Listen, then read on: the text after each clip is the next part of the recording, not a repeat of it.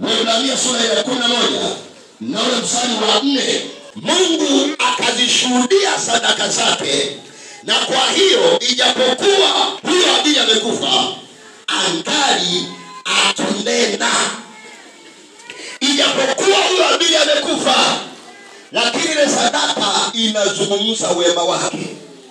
Maandiko yanasema kwa sababu Mungu alishuhudia ile sadaka yake, akamfanya kuwa ni mwenye haki.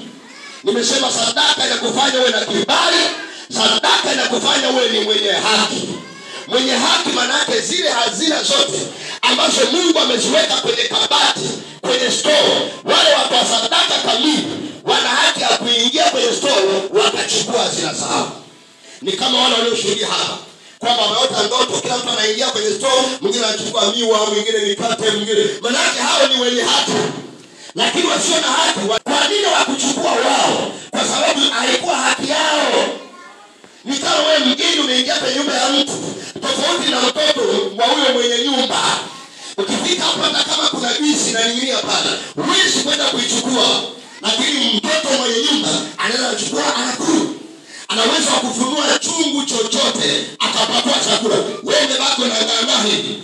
Kwa wale wabaibai wa sadaka, wakati Mungu anaandaa baraka, wale wanabaki wanang'ang'ana kwa sababu sio haki yao kwenda kuzichukua. Kornelio kitabu cha Matendo ametona sura 10. Yeye sadaka alizokuwa anazitoa, Bwana alishuhudia.